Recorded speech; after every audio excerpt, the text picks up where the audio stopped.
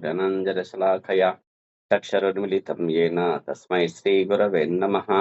श्रीचैतन्यमनोभीष्टं स्थापितं येन भूतले स्वयं रूप कदा मह्यं ददाति स्वपदान्तिकं वन्देऽहं श्रीगुरोः श्रीयुतापदकमलं श्रीगुरुन् वैष्णवाञ्च श्रीरूपं सग्रजातं सहगना रघुनाथान्वितं तं सजीवं साद्वैतं सावधूतं परिजनसहितं कृष्णचैतन्यदेवं श्री राधा कृष्ण पादान् सहगण ललिता श्री विशाखान्वितां च नमावं विष्णुपादाय कृष्णप्रेष्ठाय भूतले श्रीमते भक्ति वेदांता स्वामिन् इति नामिने नमस्ते सारस्वते देवे गौरवाणी प्रचारिणे निर्विशेषा शून्यवादी पाश्चात्यादेशतारिणे नमो महावदन्याय कृष्ण प्रेम प्रदायते कृष्णाय कृष्ण चैतन्य नाम्ने गौरत्वसे नमः।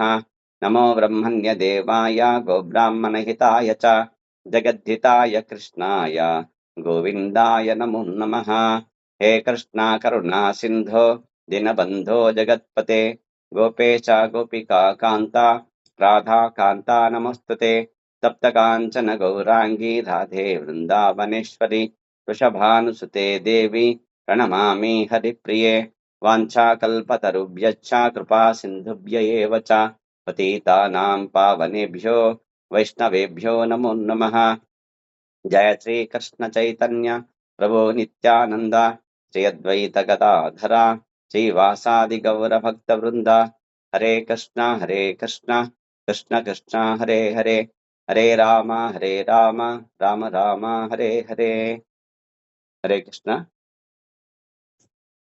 ఈనాటి తరగతిలో శ్రీల రూప గోస్వామి విరచిత ఉపదేశామృతము నుండి ద్వితీయ బిందువు, ప్రథమ బిందువు అయిపోయింది.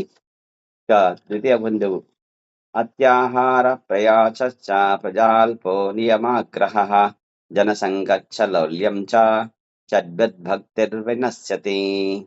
అత్యాహార ప్రయాసశ్చ ప్రజాల్పో నియమాగ్రహః జనసంగచ్చ లౌల్యం చ షడ్భక్తిర్వినశ్యతి.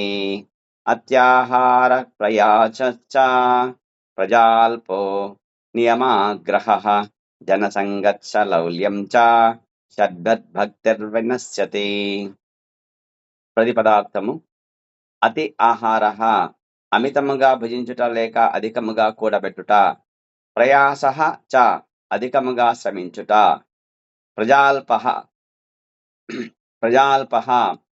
అనవసరముగా మాట్లాడుట. నియమ ఆగ్రహ నియమ నిబంధనల విషయములో అధిక ఆసక్తి లేక ఆగ్రహ అధిక నిర్లక్ష్యము. జన సంగః చ భౌతిక వ్యక్తులతో సహవాసము. లౌల్యం చ అధికమైన కోరిక అత్యాశ. షడ్భిః ఈ ఆరింటిచే భక్తి భగవత్ సేవ భగవంతుని పట్ల ప్రీతి వినశ్యతి నశించును. భావము శ్రీల రూప కోసం చెప్తున్నారు. ఈ క్రింద పేర్కొనబోయే 6 కార్యాలలో ఎక్కువగా నిమగ్నమైతే భగవద్భక్తి నశిస్తుంది, భగవత్ సేవ నశిస్తుంది. 1 అవసరమైన దానికంటే అధికముగా భుజించుట లేక అవసరమైన దానికంటే అధికముగా ధనమును కూడబెట్టుట. ఇవి రెండును అత్యాహార అనే విషయానికి సంబంధించినవి అర్థాలు. ప్రయాసచ్చ పొందుటకు సఖ్యముగాని భౌతిక వస్తువుల కొరకు అధికముగా శ్రమించుట. ప్రయాసచ్చ అనగా పొందుటకు సఖ్యముగాని భౌతిక వస్తువుల కొరకు అధికముగా శ్రమించుట. 3 ప్రజాల్ప లౌకిక విషయాల గురించి అనవసరముగా మాట్లాడుట. 3 లౌకిక విషయాల గురించి అనవసరంగా మాట్లాడుట. నియమాగ్రహ 4 ఆధ్యాత్మిక అభివృద్ధి కొరకు కాకుండా కేవలము అనుసరించుట కొరకే శాస్త్ర విధులను ఆచరించుట లేక విద్యుక్తములైన నియమ నిబంధనలను విడిచి స్వతంత్రముగా అంటే ఇష్టానుసారము వర్తించుట. 4వది ఆధ్యాత్మిక అభివృద్ధి కొరకు కాకుండా కేవలము అనుసరించుట కొరకే శాస్త్ర విధులను ఆచరించుట లేక విద్యుక్తములైన నియమ నిబంధనలను విడిచి స్వతంత్రముగా అంటే ఇష్టానుసారము వర్తించుట. ఇవి 4. 5వది జనసంగచ్చ కృష్ణ చైతన్యము పట్ల ఆసక్తి లేని భౌతిక విషయాసక్తి గల వ్యక్తులతో సహవాసము చేయుట. జనసంగచ్చ అనగా 5వది కృష్ణ చైతన్యము పట్ల ఆసక్తి లేని భౌతిక విషయాసక్తి గల వ్యక్తులతో సహవాసము చేయుట 5వది. 6వది లౌల్యం చ. 6వది 6వ విషయము లౌల్యం చ అంటే ప్రాపంచిక లాభాల పట్ల అత్యాశను పేరాశను కలిగి ఉండుట. అత్యాశ లేదా పేరాశను కలిగి ఉండట. వేటి పట్ల? ప్రాపంచిక లాభాల పట్ల అత్యాశను కలిగి ఉండుట. ఇవి 6 భక్తిని నశింపజేసేవి అని ఇక్కడ శ్రీల రూప గోస్వామి ఉపదేశామృతము రచయిత ఆయన ఆచార్యులు చెప్తున్నారు ఇక్కడ. ఇక వ్యాఖ్య గురించి ఇక్కడ చెప్తున్నారు. మానవ జీవితము సరళ జీవనం ఉన్నత ఆశయాల కొరకు ఉద్దేశించబడింది. బద్ధజీవులందరూ కూడా భగవంతుని తృతీయ శక్తిగా ఆధీనులై ఉండడం వలన ఈ భౌతిక ప్రపంచములో ఎవరైనాను పనిచేయడం తప్పని సరగునట్లు రూపొందించబడినది. దేవాది దేవుడైన కృష్ణుడు భగవంతుడికి 3 ప్రధాన శక్తులు కలవు. మొదటిది అంతర్గత శక్తి లేక అంతరంగ శక్తి, రెండవది తటస్థ శక్తి లేక మధ్యస్థ శక్తి, మూడవది బహిరంగ శక్తి లేక బాహ్య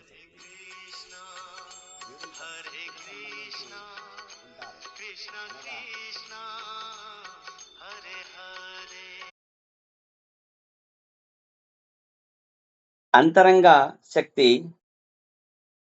అంతర్గత శక్తి 1వది అయితే, రెండవది తటస్థ శక్తి లేదా మధ్యస్థ శక్తి అని చెప్పేసి అంటారు. మూడవది బహిరంగ శక్తి అంటే బాహ్య శక్తి.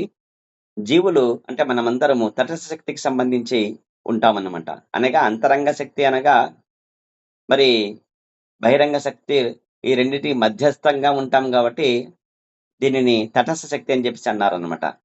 అనగా అంతరంగ బహిరంగ శక్తులకు మధ్యస్థితులై ఉంటాం మనమంతా. దేవాది దేవునికి ఆధునులైన శాశ్వత సేవకులగుట చేత జీవాత్మలు లేక జీవులు తప్పక అంతరంగ శక్తి లేక బాహ్య శక్తి నియంత్రణలో ఉండవలెను.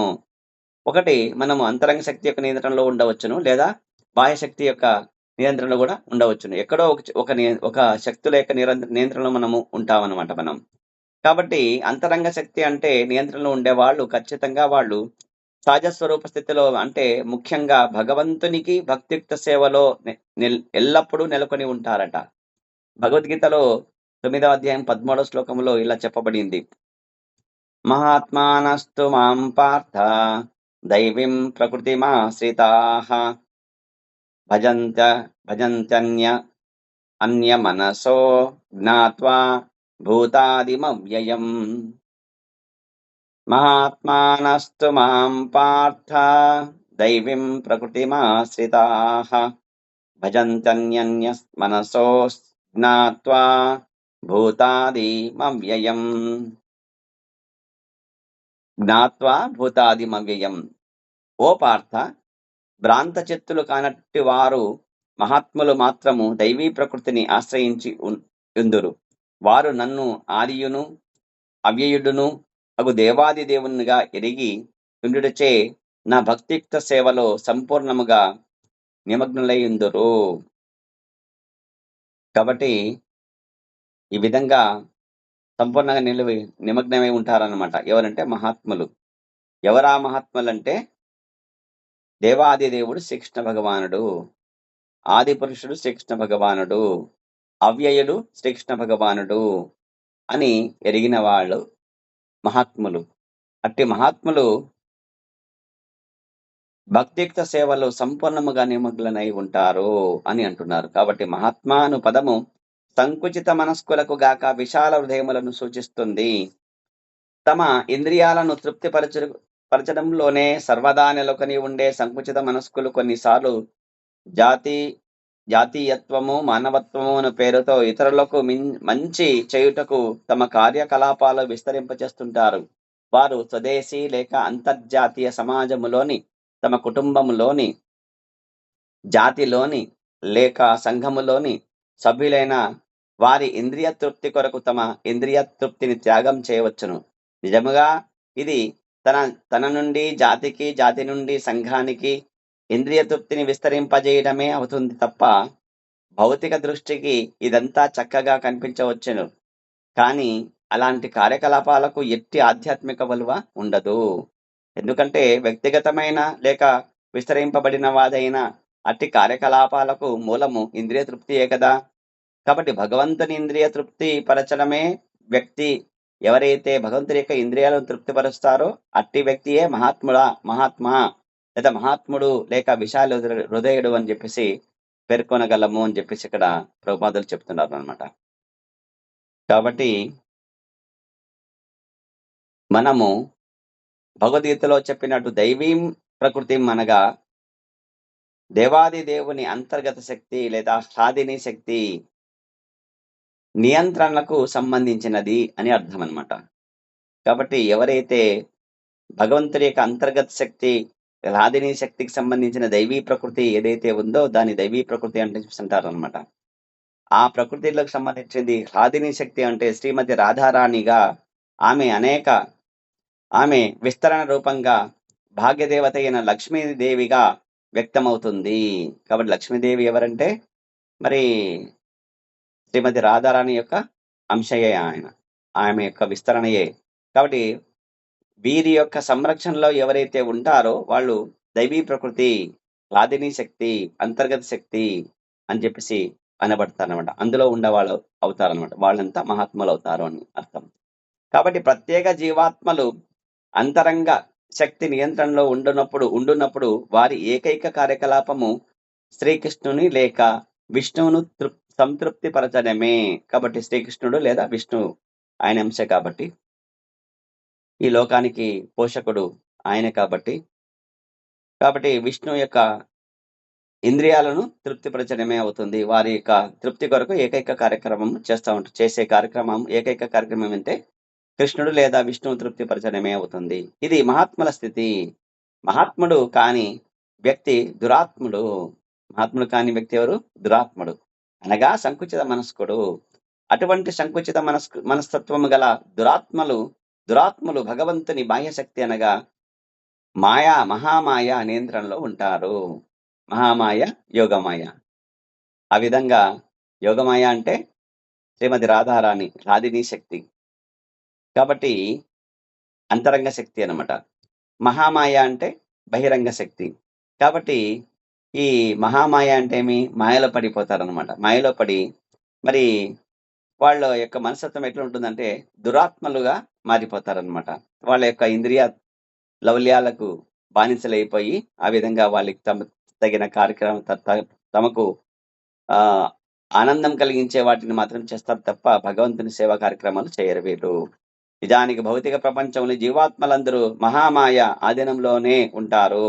కాబట్టి ఈ భౌతిక జగత్తులో ఉండే వాళ్ళం మనమంతా ఎవరి ఆధీనంలో ఉంటామంటే గనక మహామాయ అంటే మాయలో పడ్డాము అని చెప్పేసి అంటారు.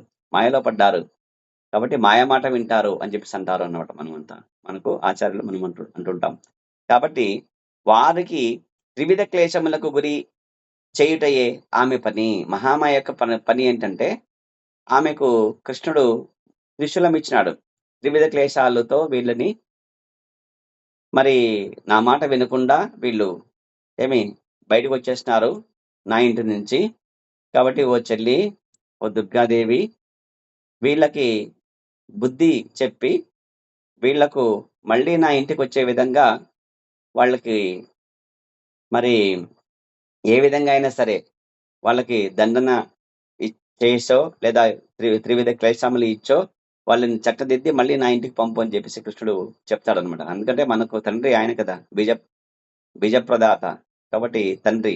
కాబట్టి ఆ విధంగా ఆమెకు చెప్తారు కాబట్టి అది 3 రకముల క్లేశములు ఉన్నాయని చెప్పేసి ఇక్కడ అంటున్నారు. త్రిశూలం అంటే 3 విధముల క్లేశములు. ఒకటి ఆది దైవిక, అధిదైవిక క్లేశము. అధిదైవిక క్లేశం అంటే దేవతల చేత కలిగించబడే అనావృష్టి, భూకంపాలు, తుఫానులు, సునామీ వంటి బాధలు. ఇది అధిదైవిక క్లేశము. రెండవ క్లేశము అధి భౌతిక క్లేశము. అంటే శత్రువులు, క్రిములు, మరి ఇతర జీవులు, క్రూర మృగములు వాటి చేత కలిగే బాధలని అధి భౌతిక క్లేశము అని అంటారు. రెండవ రకమైన క్లేశము. మొత్తం 3 విధముల క్లేశములు. మూడవది అధి ఆత్మిక క్లేశము. ఆధ్యాత్మిక క్లేశము అనగా మన శరీరం వలన లేక మనసు వలన కలిగే బాధలు. కాబట్టి మనకు ఈ దేహానికి మరి ఒక్కొక్కప్పుడు మరి శరీరానికి ఏం కలుగుతుందంటే రోగములు వస్తాయన్నమాట. ఎందుకు రోగం వస్తుందంటే పూర్వ జన్మలో మనం చేసుకున్న పాప కర్మల ఫలితాలు అనుభవించడానికి ఈ దేహం ఉంది కాబట్టి ఆ బాధలు మరి మనసు యొక్క బాధ వలన కావచ్చు. మరి అటువంటి బాధలు ఆత్మకు సంబంధించి ఈ జీవాత్మ వచ్చేసి మరి కొన్ని కోట్ల జన్మలు నానా దేహాలు తీసుకునింది కాబట్టి ఆ నానా దేహాలలో కర్మలు చేసిన వాటి యొక్క ఫలితాలు పాప పుణ్య ఫలితాలను మరి వాయు గంధమును మోసుకొని వచ్చు రీతి మరి ఈ ఆత్మ అక్కడ ఆ పూర్వ జన్మలలో చేసిన యొక్క వాటి యొక్క ఆవాసము ఆ వాసన తీసుకొచ్చేస్తుందన్నమాట. తీసుకొచ్చేసి ఆ కర్మల వల్ల ఫలితంగా ఈ దేహానికి రోగం వచ్చేస్తుంది. దానినే అధి ఆత్మిక క్లేశము అని అంటారు. ఇక్కడ ఉదాహరణ చెప్తున్నారు. మానసిక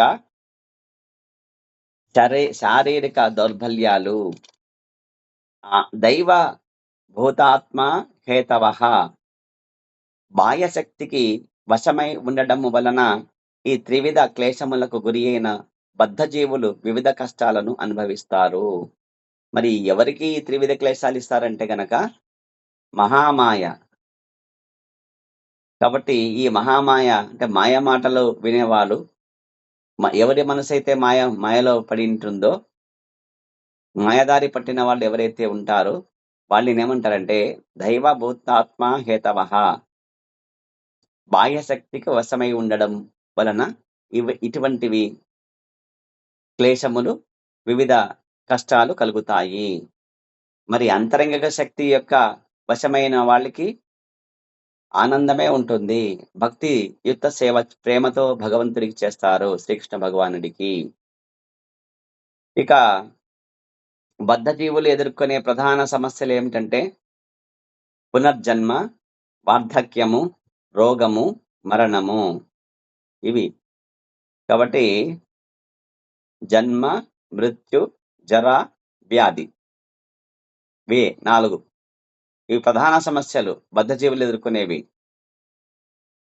అదే జన్మ అంటే పునర్జన్మ, మృత్యువు అంటే మరణము, జన్మ మృత్యు, జర వ్యాధి. జర అంటే వార్ధక్యము, ముసలితనము, వ్యాధి అంటే రోగము. కాబట్టి పునర్జన్మ, వార్ధక్యము, రోగము, మరణము అనే 4 ప్రధాన సమస్యలు బద్ధజీవులకు ఉన్నాయి. ఈ భౌతిక ప్రపంచములో ఎవరైనా దేహాత్మలను పోషించుకున్నటకు పని చేయాల్సి ఉంటుంది. మరి ఇది దేహం కదా, మరి ఈ దేహాన్ని పోషించుకోవడానికి మరి ఎంతైనా అవసరం ఉంది కదా. ఇది లేదా పతనం పడిపోతుంది దీనికి పోషణ లేకపోతే గనక.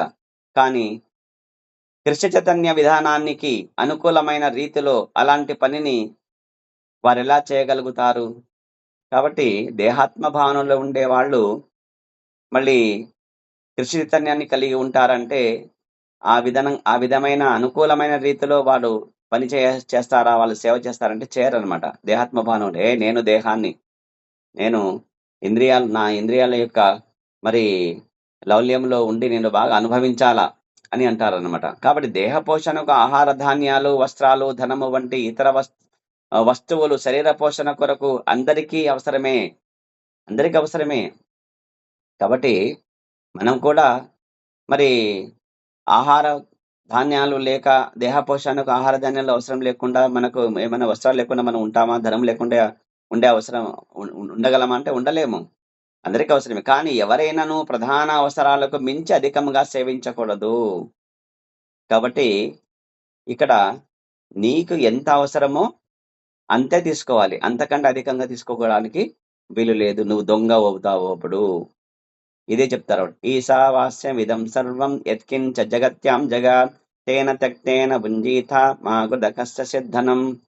నీది ఏదో నీది నీది మాత్రమే నువ్వు తీసుకోవడానికి నీకు హక్కుంది. అంతేకాని ఇతరులది ఏదో తెలుసుకొని ఆ జ్ఞానముతో ఇతరులది నువ్వు తీసుకోకూడదు. అప్పుడు నువ్వు దొంగ అవుతావు. కాబట్టి ఈ విశ్వమంతా ఎవరిదంటే విశ్వం విష్ణు సత్కారో విష్ణు భగవానుడిది, కృష్ణుడిది.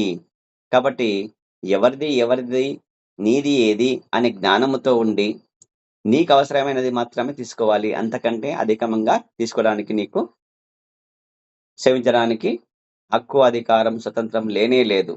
ఈ సహజమైన సిద్ధాంతాన్ని అనుసరిస్తే దేహ పోషణకు ఎలాంటి కష్టం ఉండదు. కాబట్టి ఇది సహసిద్ధమైన సిద్ధాంతం. ఇది భగవంతుడు ఏర్పాటు చేసినది. దీనిని మనము పట్టించుకోవడం లేదు. దేహాత్మ భావంలో ఉండేసి పతనమైపోతున్నాము.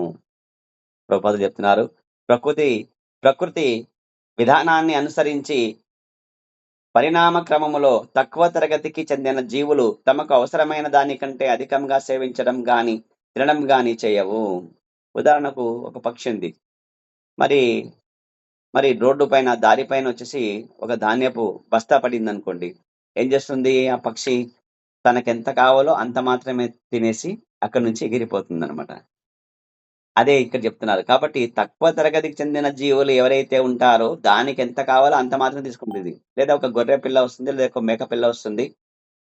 అది కూడా దానికి ఎంత అవసరమో అంత మాత్రం తినేసి వెళ్ళిపోతుంది. కనుక పశుపక్షాదుల జీవితంలో సాధారణముగా ఆర్థిక సమస్యలు ఉంటాయంటే ఉండవు. నిత్యావసర వస్తువుల కొరత ఉంటుందంటే ఉండదు. మరి బహిరంగ స్థలములో ఒక ధాన్యపు బస్తా పడివేస్తే పక్షులు కొన్ని గింజలను మాత్రమే తిని వెళతాయి.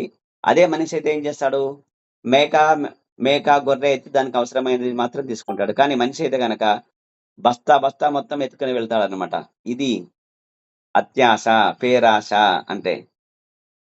కాబట్టి వెళ్తాడు. అతడు తన పొట్టకు పట్టినంత తిని మిగిలిన దానిని నిల్వ చేసుకున్నటకు ప్రయత్నిస్తాడు. మరి శాస్త్రానుసారము అవసరమైన దానికంటే అధికంగా సేకరించడం అత్యాహార ప్రయాసశ్చ ప్రజాల్పో నియమాగ్రహ జనసంగచ్చ లౌల్యం చ షడ్భిర్భక్తిర్వినశ్యతి. కాబట్టి అత్యాహారం అవుతుంది. దీని వలననే నేడు ప్రపంచమంతా కష్టములను అనుభవిస్తున్నారు. కాబట్టి అవసరమైన దానికంటే అధికంగా సేకరించడము, తినడం అనేది ప్రయాస లేక అనవసరంగా శ్రమను కలిగించడము. నీకెంత అవసరమో అంత చేయి. నీకు ఉండడానికి ఇల్లు కావాలి. దానికి సంబంధించి మాత్రమే కష్టించి మరి ఇల్లు కట్టుకో. నీకు శక్తికి మించి ఏడుదొస్తుల మేడ కావాలని చెప్పేసి అధిక శ్రమ పడడం అనేది ఎట్లవుతుందంటే ప్రయాస అవుతుంది. కాబట్టి భగవంతుని ఏర్పాటు వలన ప్రపంచములోని ఏ భాగములో వారైనను కొంత భూమి పాలిచ్చే గోవు ఉంటే చాలు ప్రశాంతంగా జీవించవచ్చును. ఉండడానికి చిన్న ఇల్లు, గుడిసె లాంటిదో లేదా పర్ణశాల లాంటిదో ఏర్పాటు చేసుకొని అందులో ఒక గోమాతను మరి ఇవి 2 ఉంటే చాలంట ప్రశాంతంగా జీవించవచ్చంట. ఆ గోవుతో కృష్ణుడికి అభిషేకం చేస్తూ మరి దానిని ప్రసాదంగా స్వీకరిస్తూ మరి ఆ ఇంటి ఆ కుటీరములో, ఆ పర్ణశాలలో మరి ఆ నిలయములో కృష్ణుడి యొక్క నిలయంలో ఆ విధంగా ఉండొచ్చు. అతడు స్థానికంగా ధాన్యాలను ఉత్పత్తి చేసి అక్కడ మరి కొంత భూమి ఉంటే ఏం చేస్తాడు? ఆ భూమిలో చిన్న గుడిసె వేసుకోవడము, మిగతా భూమిలో వచ్చేసి వ్యవసాయం చేయడము, ధాన్యాలు ఉత్పత్తి చేయడము, గోవు యొక్క పాలను మరి పొందగలిగినచో జీవనోపాధి కొరకు వారు ఒక ప్రదేశం నుండి మరొక ప్రదేశానికి వలస పోవలసిన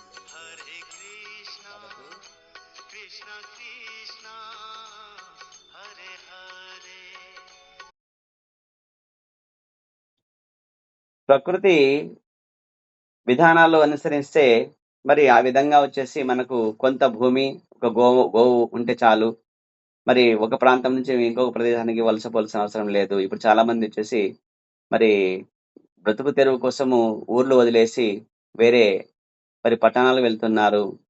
ఇది అవసరమా అంటే అవసరం లేదని చెప్పేసి అంటారు ప్రభుపాదులనమాట. కాబట్టి తన భూమిలో తను ఏదో చిన్న చిన్న మరి ధాన్యాలు ఉత్పత్తి చేసుకొని, మరి గోవును పోషించి, మరి ఆ గోవు పాలతోటి ఆనందంగా భగవంతుడి యొక్క సేవలో మనము అక్కడ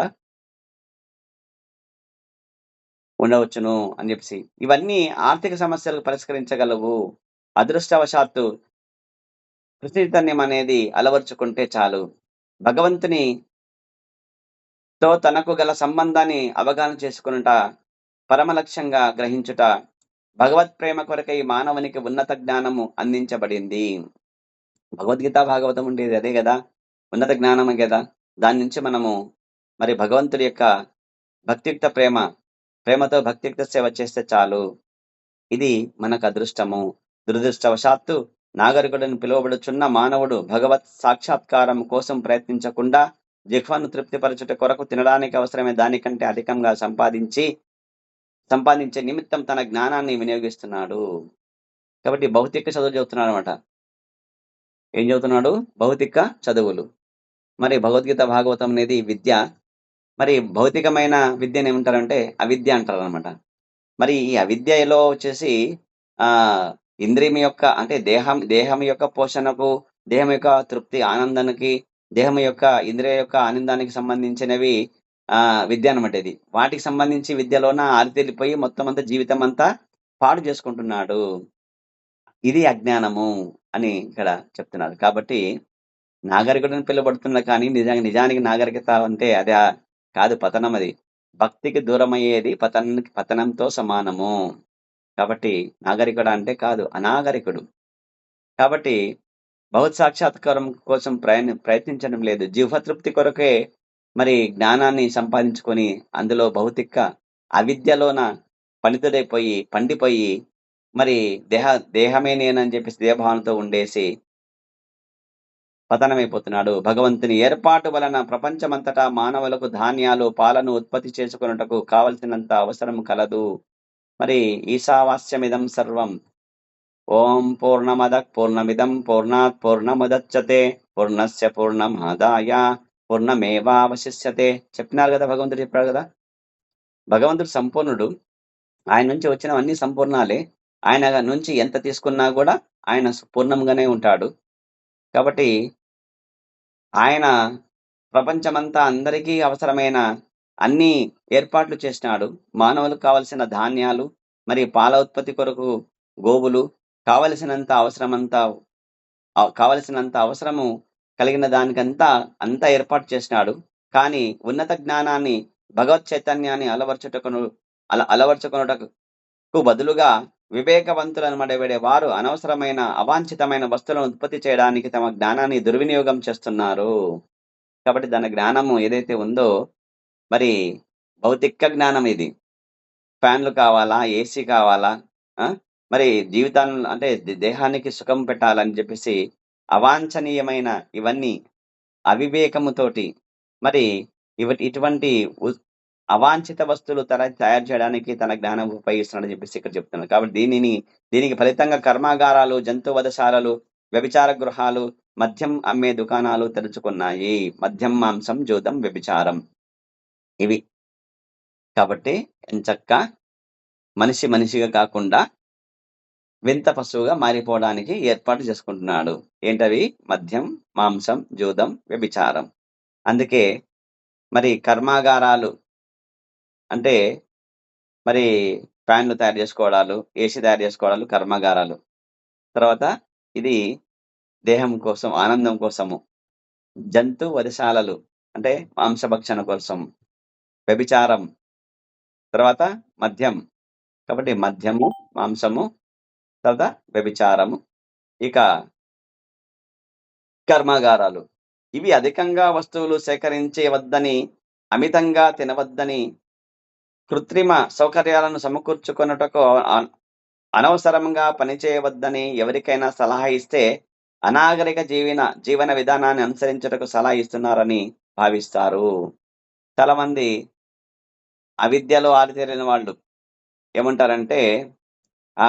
మీరేంది అనాగరికమైనది, ఇది పాతకాలం ఆ! ఆహ్, విషయాలు చెప్తారు మీరు. బాగా అభివృద్ధి చెందాలి గదా! డెవలప్ కావాలి గదా! పెద్ద పెద్ద బిల్డింగులు కట్టేయాలి గదా! పెద్ద పెద్ద ఆసుపత్రులు కట్టుకోవాలి గదా!" అంటే పాపం చేసి అనుభవించడానికి. పాపం అనుభవించడానికి నరకమది హాస్పిటల్ అంటే. కాబట్టి ఇవన్నీ చేస్తారు తప్ప, ఈ విధంగా మంచి చేసి మరి కృష్ణ చైతన్యంతోటి జీవనాన్ని గడపడానికి అవసరమైన ఏదైతే భగవద్గీత, భాగవతం చదివి మరి ఆ విధంగా భక్తిలో అభివృద్ధి చెందినప్పుడే నాగరికులు, వైదికులు అనబడతారు. వేదమనుసరించి జీవించేవాళ్ళు. కాబట్టి నాగరికులు ఎవరంటే ఆర్యులు. ఆర్యులంటే ఎవరు? ఆధ్యాత్మిక జ్ఞానం కలిగిన వారు, కృష్ణుడు దేవాది దేవుడని చెప్పేసి జ్ఞానం కలిగిన వారు, వాళ్ళు ఆర్యులంటే. ఆ విధంగా ఉండాలి కానీ, అదే ఉన్నతమైన జీవితం కానీ వీళ్ళేమంటారంటే, వాళ్ళు సాధారణంగా మరి సరళ జీవనము, ఉన్నత ఆశయాలకు అవలంబించుటకు ఇష్టపడరు వాళ్ళు. కాబట్టి ఇది దురదృష్టకరమైన స్థితి అని చెప్పి ప్రభుపాదులు బాధపడుతున్నారు ఇక్కడ. శ్రీల ప్రభుపాద్‌కి జై. మానవ జీవితము భగవత్ సాక్షాత్కారం కోసం ఉద్దేశించబడినది. ఇది మర్చిపోతున్నారు. దేహ పోషణకే, ఇంద్రియ లౌల్యాలకు, ఇంద్రియ భోగాలు అనుభవించడానికే, నేనే భోక్తని అనే మాయలో పడిపోయి మాయమాట వినేసి, మరి భగవత్ సాక్షాత్కారం కోసం ప్రయత్నించడం లేదు. ఈ దేహము దానికోసం ఉద్ధరించబడిందని చెప్పి తెలిసి సత్యాన్ని, పరమ సత్యాన్ని మర్చిపోతున్నారు. ఈ ప్రయోజనం కొరకే భగవంతుడు మానవునికి ఉన్నత జ్ఞానాన్ని ప్రసాదించాడు భగవద్గీత జ్ఞానము. ఉన్నత జ్ఞానము ఉన్నతమైన స్థితిని పొందడానికి ఉద్దేశించబడినదని విశ్వసించే వారు వైదిక సాహిత్య బోధలను అనుసరిస్తారు. ఉన్నత ప్రమాణ గ్రంథాల నుండి అలాంటి బోధనలను గ్రహించి వారు సంపూర్ణ జ్ఞానవంతులై జీవితానికి నిజమైన అర్థాన్ని కలిగించగలుగుతారు. నిజమైన మానవ ధర్మము గురించి శ్రీ సూత గోస్వామి శ్రీమద్ భాగవతము 1వ స్కందము 2వ అధ్యాయం 9వ శ్లోకంలో ఈ విధంగా వర్ణిస్తున్నారు. ధర్మస్య హ్యాపవర్గస్య ఆర్ధో నార్థో అర్థయోపకల్పతే నార్థస్య ధర్మైకాంతస్య కామో లాభాయ హి స్మృతః ధర్మస్య హ్యాపవర్గస్య నార్థో అర్థోపకల్పతే నార్థస్య ధర్మైకాంతస్య కామో లాభాయ హి స్మృతః. విద్యుక్త ధర్మములన్నీ నిశ్చయముగా చరమ మోక్షము కొరకే ఉద్దేశింపబడినవి. కాబట్టి విద్యుక్త ధర్మాలన్నీ నిశ్చయముగా చరమ మోక్షం కొరకే ఉద్దేశించబడినవి. వాటినెన్నడును భౌతిక లాభం కొరకై నిర్వహింపరాదు. కాబట్టి వాటినన్నిటిని భౌతిక లాభాల కొరకు నిర్వహింపరాదు. అంతేగాక పరమధర్మమునందు నియుక్తుడైన వాడు భౌతిక లాభముల ఎన్నడును ఇంద్రియ భోగమునకై వినియోగించరాదు. కాబట్టి పరమధర్మమునందు నియుక్తుడైన వారు భౌతిక లాభాల పట్ల, ఇంద్రియ భోగాల పైన వినియోగించరాదు ఆ ధర్మాన్ని అని చెప్పేసి ఇక్కడ చెప్తుంది శ్రీమద్ భాగవతం. శ్రీల సుఖజయం కోసం చెప్పడం జరిగింది. కాబట్టి శాస్త్రాదేశాలను అనుసరించే చేయు వృత్తి వ్యాపారములే మానవ నాగరికతకు ప్రథమ సోపానము. ఈ కనీస ధర్మాన్ని అర్థం చేసుకునేలా మానవుని ఉన్నత జ్ఞానానికి శిక్షణ ఇవ్వాలి. మానవ సంఘములో హిందూ, క్రిస్టియన్, హిబ్రూ, మహమ్మదీయం, బౌద్ధం మొదలైన వివిధ మతధర్మ విధానాలు ఉన్నాయి. ధర్మము లేకపోతే మానవ సమాజం పశు సమానం కంటే ఏ విధంగానూ ఉన్నతమైనది కాగలదు. పైన తెలుపబడిన ధర్మస్య హ్యాపవర్గస్య అర్థోపయోకల్పతే. ధర్మము ముక్తి కొరకే ఉద్దేశించబడినది గాని ఆహారం సంపాదించుకున్నటకు కాదు. కొన్ని మార్లు భౌతికాభివృద్ధి కొరకే లక్ష్యంగా ధర్మమనబడే ఒకానొక విధానాన్ని మానవ సంఘం తయారు చేస్తుంది. అవే మతాలు. కానీ అది నిజమైన ధర్మము ఉద్దేశానికి ఎంతో దూరంగా ఉంటుంది. ధర్మంతో సాక్షాత్ భగవత్ ప్రణీతం. కాబట్టి భగవంతు నియమాలను అవగాహన చేసుకోవడమే ధర్మం అంటే. మనకు ఇష్టం వచ్చినట్లు మనముగా సిద్ధాంతాలు ఏర్పాటు చేసుకోవడం అనేది ధర్మం కాదు. ఈ నియమాలను సరిగ్గా పాటిస్తే మానవుడు చివరికి భౌతిక బంధాల నుండి విముక్తుడవుతాడు. కాబట్టి భగవంతు నియమాలు ఎవరైతే సరిగ్గా పాటిస్తాడో బద్ధ జీవనం నుంచి, భౌతిక బంధాల నుంచి విముక్తుడవుతాడు. ధర్మం యొక్క నిజమైన లక్ష్యం అదే. దురదృష్టవశాత్తు మానవులు అత్యాహార పట్ల లేక భౌతిక సంపదల పట్ల అధికమైన ఆకాంక్ష వలన ధర్మం అనే దానిని అంగీకరిస్తారు. నిజమైన ధర్మం కృషితన్యాన్ని అలవరుచుకుంటూ జీవితానికి అత్యవసరమైనట్టి వస్తువులతోనే సంతృప్తి చెందాలని బోధిస్తుంది. అత్యవసర వస్తువులు మాత్రమే సంపాదించాలి తప్ప మిగతా అనవసరమైన వస్తువుల సంపాదనలో మనం ఉండకూడదని చెప్పేసి బోధిస్తుంది. ఇదే కృషితన్యము. ఆర్థికాభివృద్ధి మనకు అవసరమే. అయినా నిజమైన ధర్మము మన భౌతిక జీవితానికి కనీస అవసరాలైన వస్తువులను సమకూర్చుకునేంత వరకే దానిని అనుమతించాలి. జీవస్య తత్వ జిజ్ఞాస పరమసత్యమును గురించి తెలుసుకున్నటే జీవితంకు గల నిజమైన లక్ష్యము. పరమసత్యం అంటే ఎవరు? భగవంతుడు, శ్రీ దేవాది దేవుడు, శ్రీకృష్ణ భగవానుడు. ఆయనే సత్యము, ఆయనే దేవాది దేవుడు. కాబట్టి ఆయన పరమసత్యము. ఆ పరమసత్యాన్ని నమ్ముకొని ఆయన యొక్క భక్తులుగా మన జీవితాన్ని ముగించడంలోనే ఉన్నది. ఇది పరమసత్యం అంటే ఇది మనం తెలుసుకోవాలి. కాబట్టి ప్రజాల్ప ఇక పోతే కృత్రిమ అవసరాలకు తృప్తిపరచే ప్రయత్నాలనే ప్రయాస అంటాము. వాటిని మనం కొనసాగిస్తున్నాము. ఆధ్యాత్మిక అభిలాష గల వాడు భౌతిక ప్రయత్నాలను విడిచిపెట్టాలి. కాబట్టి కృష్ణ భగవానుడి భక్తులుగా ఉన్న వాళ్ళు భౌతిక పరమైన ప్రయత్నాలు చేయరు అని చెప్పేసి ఇక్కడ చెప్తున్నారు. ఇక ప్రజాల్ప అనగా అనవసరంగా మాట్లాడడము అనేది మరో అవరోధము. ఏంటంటే కొందరు స్నేహితులు ఉంటారు. వాళ్ళు కలుసుకుంటేనే వెంటనే కప్పల వలె బెకబెకాలాడుతుంటారు. అనవసరమైన మాట్లాడుతుంటారు. ఆ విధంగా మాట్లాడడం వలన ఒకవేళ మనం మాట్లాడవలసే ఏం మాట్లాడాలంటే కృష్ణ చైతన్యం ఉద్యమం గురించి మాట్లాడాలి. స్నేహితులు కలిస్తే ఏం మాట్లాడాలి? శ్రీకృష్ణ చైతన్య మహాప్రభువు హరే కృష్ణ మహామంత్రిని హరే కృష్ణ కృష్ణ కృష్ణ హరే హరే హరే రామ రామ రామ హరే హరే కలవు తత్ హరికీర్తనో. కాబట్టి హరేర్నామ హరేర్నామైవ కేవలం కలవు నాస్తైవ గతిరన్యథ. కాబట్టి కలియుగంలో శ్రీకృష్ణ మహామంత్రం హరే కృష్ణ మహామంత్రం యొక్క మరి హరినామం యొక్క ధర్మము యుగ ధర్మం కాబట్టి వాటిని గురించి చర్చకుంటే గనక ఈ బెకబెక మాటలు కాకుండా ప్రయోజనకరంగా ఉంటుందని చెప్పేసి ఇక్కడ ప్రభువులు చెప్తున్నారు. కాబట్టి కృష్ణ చైతన్యము లేని వారు కుప్పల కొలది వార్తాపత్రికలు, మాసపత్రికలు, నవలలు చదవడంతో అర్థం లేని ఎన్నో ఇతర కార్యాలను ఆచరించడంలోనూ ఆసక్తిని కనబరుస్తారు. ఈ విధంగా మానవులు తమ అమూల్యమైన కాలాన్ని, శక్తిని వృధా చేసుకుంటున్నారు. పాశ్చాత్య దేశాలలో ఉద్యోగం నుండి విరమణ పొందిన వృద్ధులు పేకాట ఆడడము, చేపలు పట్టడము, టెలివిజన్ చూడడము, వ్యర్థమైన సాంఘిక రాజకీయ పథకాలను గురించి చర్చించడం చేస్తుంటారు. ఇవన్నీ వృధా పనులన్నీ కూడా ప్రజాల్ప కాబట్టి ఆకోవకి చెందుతాయి. కాబట్టి మనం ఏం చేయాలి? ప్రజాల్ప కాకుండా కృష్ణ చైతన్యములో ఆసక్తి గల వివేకవంతులు అలాంటి వృధా కార్యక్రమంలో ఎన్నడూ పాల్గొనకూడదు. కాబట్టి మనమంతా కృష్ణ చైతన్యం కలిగి ఉండాలి. కృష్ణ చైతన్యం పట్ల ఆసక్తి లేని జనముతో చేసే సాంగత్యానికి జనసంఘ అంటారు అని పేరు. అంటే ఎవరైనాను అలాంటి సాంగత్యాన్ని తప్పక విడవాలి. జనసంఘ అంటే ఈ భౌతిక పరమైన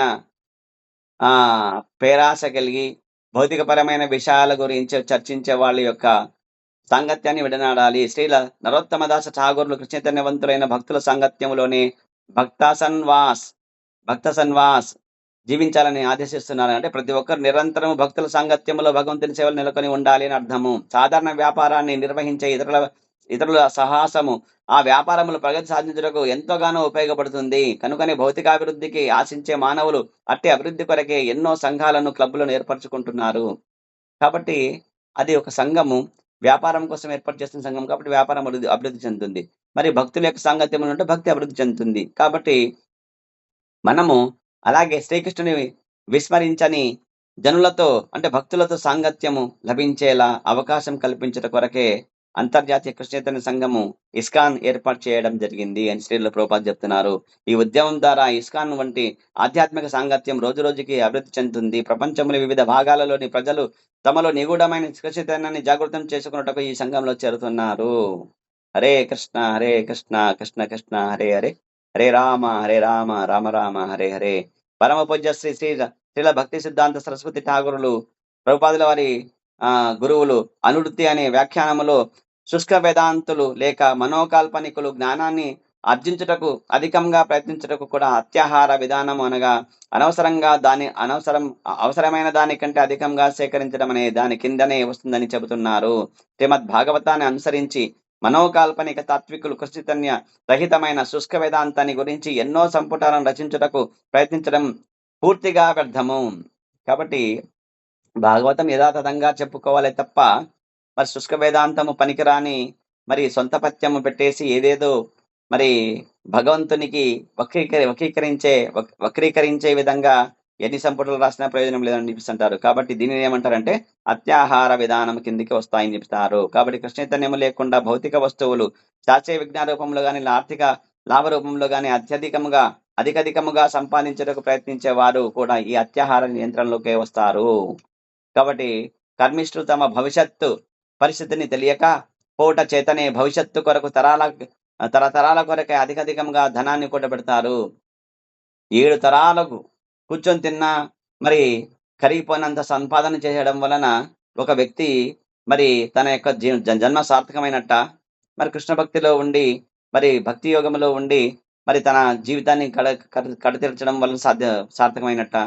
కాబట్టి ఇది మనం తెలుసుకోవాలి. కర్మిష్ఠులు కాకూడదు మనమంతా. కాబట్టి అసలైన రాబోయే జన్మలో తమ స్థితి ఎలా ఉంటుందో ఊహించండి, ఆలోచించండి. ఈ జన్మలో నువ్వు చేసిన దాన్ని బట్టే వచ్చే జన్మలో నీకు దేహం ఉంటుంది. దేహం ఇస్తాడు భగవంతుడు. మరి ఈ జన్మలో నీవు కేవలం సంపాదనలో పడితే గనక వచ్చే జన్మలో ఏ దేహం వస్తుంది నీకు చెప్పలేం. కాబట్టి ఈ విషయాన్ని సూచించడానికి ఉదాహరణగా అనేక సందర్భాలు ఉన్నాయి. ఒకసారి ఒక గొప్ప కర్మిష్టి తమ కుమారులను కొరకు తమ మనుమల కొరకు అపారమైన ధనాన్ని స్వీకరించాడు. ఇక్కడ ఉదాహరణ చెప్తున్నాడు ప్రభుపాదుడు. కానీ వారు తమ కర్మను అనుసరించి పూర్వజన్మలో తమ సంతానం కొరకు తాను నిర్మింపజేసిన భవనాన్ని దగ్గరలో ఒక చెప్పులు కుట్టేవాని గృహంలో జన్మించాడు. పెద్ద భవనము పక్కన చెప్పులు కుట్టేవాని ఇంట్లో పుట్టినాడు. ఎందుకంటే భగవత్ సేవ చేయలేదు కాబట్టి. గొప్పగా డబ్బు సంపాదించి పెట్టి మనవడు, మనవరాళ్ళు, కొడుకులు, కోడళ్ళు అంతా అనుభవించే విధంగా చేస్తున్నారు. అతను ఏం చేస్తాడంటే పూర్వజన్మ యొక్క జన్మస్థుతి వచ్చిందన్నమాట. ఇది నీ ఇల్లు నేను కట్టానని చెప్తాడన్నమాట వచ్చేసి. చెప్పులు కుట్టేవాడి కొడుకుగా ఉన్నాడు అక్కడ. కాబట్టి కర్మిష్ఠులు, జ్ఞానులు వాళ్ళంతా ఒప్పుకున్నారంటే అతను చెప్పుతో కొట్టినారన్నమాట. చెప్పులతో కొట్టినారు. నువ్వు చెప్పులు కుట్టేవాడి కొడుకువి నువ్వు, మాకి నాన్నని అవుతావు, మా భవనానికి ఎందుకు అధికారం అవుతావు అని చెప్పిస్తున్నారు. ఆ విధంగా నిష్ప్రయోజనమే అవుతుంది అని చెప్పేసి ఇక్కడ జీవితం వ్యర్థమే అవుతుంది అని చెప్పేసి ఇక్కడ ప్రభుపాదులు చెప్తున్నారు. కాబట్టి ప్రయోజనవాదుల అభిప్రాయం ప్రకారం శాస్త్ర విధులను కొన్నింటిని తక్షణ ప్రయోజనం కొరకు అవలంబించటను నియమ ఆగ్రహ అని ఆధ్యాత్మిక అభివృద్ధికి ఉద్దేశించబడిన శాస్త్ర విధులను నిర్లక్ష్యపరచడము నియమ ఆగ్రహ అని చెప్పబడుతున్నది. కాబట్టి ఆధ్యాత్మిక అభివృద్ధిలో ఏవైతే నియమ నిబంధనలు ఉంటాయో వాటిని మరి తుంగలు తొక్కేస్తారు దాన్ని ఆచరించకుండా. దీనిని ఏమంటారంటే నియమ ఆగ్రహ అంటారన్నమాట. లేదా ఒకరు చూడాలని చెప్పేసి డంబగం అంటే నేనే భక్తుని చెప్పేసి తిలకం పెట్టుకొని మరి గట్టిగా మరి మంత్రాలు చదువుతూ మరి ఊరికే ఒకరు చూడాలని చెప్పేసి అంటే నిజమైన భక్తి కాకుండా మరి ఆ విధంగా కోకిలలాగా మరి పాడడానికి ప్రయత్నించినట్టు మరి ఆ విధంగా పతనం అయిపోతారని చెప్తారు. కాబట్టి నియమాగ్రహ కింద వస్తుంది అని చెప్తారు. కాబట్టి నియమ శబ్దానికి అంటే కృష్ణచైతన్యంలో ఆసక్తి గల వారు ఆర్థికాభివృద్ధి కొరకై విధులను అంగీకరించడం పట్ల ఉత్సాహాన్ని చూపకూడదు. ఆర్థికాభివృద్ధి కొరకు కృష్ణచైతన్యంలో ఉండేవాళ్ళు ఎక్కువ ప్రాధాన్యత ఇవ్వకూడదు ఆర్థికాభివృద్ధికి. ఏమైనాను వారు శాస్త్ర గ్రంథాలలోని విధులను కృష్ణచైతన్యాభివృద్ధి కొరకై శ్రద్ధతో అంగీకరించాలి తప్ప అక్రమ సంభోగము, మాంసభక్షణము, జూదము, మత్తు పదార్థాలను దూరంగా ఉంటూ శాస్త్ర విధులను శ్రద్ధతో అనుసరించాలి. ఎవరైనా వైష్ణవులను అనవసరంగా నిందించే మాయావాదుల సాంగత్యాన్ని త్యజించాలి. ఏమైనాను భౌతిక సుఖాల పట్ల ఆసక్తి గల భుక్తి కాములు నిరాకార బ్రహ్మంలో లీనమై మగుటకు ద్వారా ముక్తిని పొందగోరే ముక్తి కాములు మరియు అష్టాంగ యోగ అభ్యాసం ద్వారా పరిపూర్ణత్వాన్ని పొందగోరే సిద్ధకాములు వంటి వారందరూ అత్యాహారులుగా విభజించబడ్డారు. ఇలాంటి వ్యక్తుల సాంగత్యం ఏమాత్రం వాంఛనీయం కాదు ప్రభువులు చెప్తున్నారు. కాబట్టి వైష్ణవులు అనవసరమైన మాయావాదుల యొక్క సాంగత్యం విడిచిపెట్టాలి అని చెప్తారు. కాబట్టి భౌతిక భోగాల పట్ల ఎవరైతే ఆసక్తి చూపుతారో వాళ్ళు భుక్తి కాములు అంటారో వాళ్ళని. వాళ్ళ సంగతి మొదలుపెట్టాలా. తర్వాత నిరాకార బ్రహ్మము. బ్రహ్మజ్యోతిలో మేము నీలమవుతామని చెప్పేవాళ్ళు.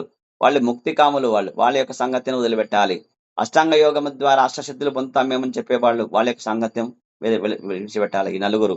కాబట్టి వీళ్ళందరిని ఏమంటారంటే అత్యాహారులుగా పోల్చారిక్కడ. అష్టాంగ యోగం ద్వారా మనసు చేసుకొని బ్రహ్మాండం లీనమగుట లేక నశ్వరమైన భౌతిక సంపదను పొందుట ఇవన్నీను లౌల్యం అత్యాశ కిందికి వస్తాయని చెప్పేసి ఇక్కడ చెప్తున్నారు.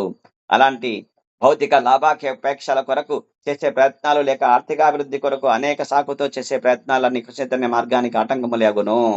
పెట్టుబడిదారులు సామ్యవాదులకు మధ్య ఇప్పుడు జరుగుతున్న పోరాటం కారణం శ్రీ రూపగోస్వామి అత్యాహార విషయంలో చేసిన అనేక ఆదేశాలన్నీ అనుసరించకపోవడమే. కాబట్టి ఎందుకు ఇవి సామ్యవాదము తర్వాత పెట్టుబడిదారులు మధ్య ఎందుకు గొడవలు వస్తున్నాయంటే ఇది అత్యాహారనే ఇదే.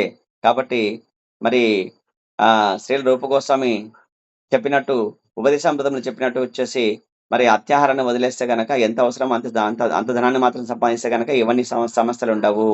కాబట్టి నేటి ఆధునిక పెట్టుబడిదారులు అనవసరమైన దానికంటే అధికంగా ధనం కూడబెడుతున్నారు. వారి సంపదను చూసి ఈర్ష్యపడే సామ్యవాదులు సంపదలను ఆస్తినంతటిని జాతీయం చేయాలని కోరుకుంటున్నారు. ఈ విధంగా వాళ్ళిద్దరి మధ్యలో యుద్ధం జరుగుతా ఉంది.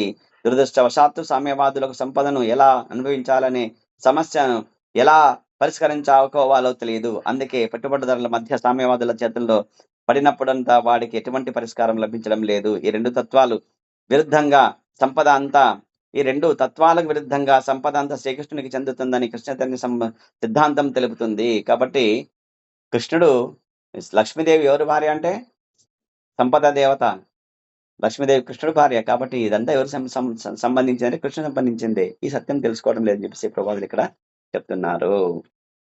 కాబట్టి అత్యాహార ప్రయాసచ్చ ప్రజాల్పో నియమాగ్రహ జనసంగచ్చ లౌల్యం చ షడ్భక్తిర్వినశ్యతి. ప్రపంచంలో సంపద జీవుల సంక్షేమం కొరకే వినియోగించబడాలి. అదే ప్రకృతి మాత ఉద్దేశము. ప్రతి ఒక్కరికి భగవంతుని సంపదను వినియోగించుకొని జీవించుటకు హక్కు కలదు. భగవంతుని సంపదను సశాస్త్రీయముగా వినియోగించే కళను ప్రజలు నేర్చుకున్నప్పుడు వారు ఒకరి హక్కును మరొకరు అధిగమించుటకు ప్రయత్నించరు. అప్పుడు ఆదర్శవంతమైన సమాజం ఏర్పడుతుంది. అలాంటి ఆధ్యాత్మిక సమాజానికి మూల సూత్రము ఈశోపనిషత్తులోని ప్రథమ మంత్రము ఈశావాస్యమిదం సర్వం యత్కించ జగత్యాం జగ తేన త్యక్తేన భుంజీత మా కృతకస్య సిద్ధనం. అనగా విశ్వములో గల చేతన పదార్థములని భగవంతుని ఆధీనములోనే ఉండి ఆయనకే చెంది ఉన్నాయి. అందుచేత ఎవరైనా తన కొరకు కేటాయించబడిన తనకు అవసరమైన వాటిని మాత్రమే గ్రహించాలి. ఇతర వస్తువులు ఎవరి కోసము ఉద్దేశించబడ్డాయో తెలుసుకొని వాటిని స్వీకరించరాదు. ఒకరు మరొకరి జీవితాన్ని గాని హక్కులను గాని దురాక్రమణ చేయకుండా తమ జీవితావసరములను తీర్చుకున్నటకు తగినట్టుగా ఈ భౌతిక ప్రపంచము భగవంతుని చేత ఏర్పాటు చేయబడిందని కృష్ణ చైతన్యము గల భక్తులకు బాగుగా తెలుసును.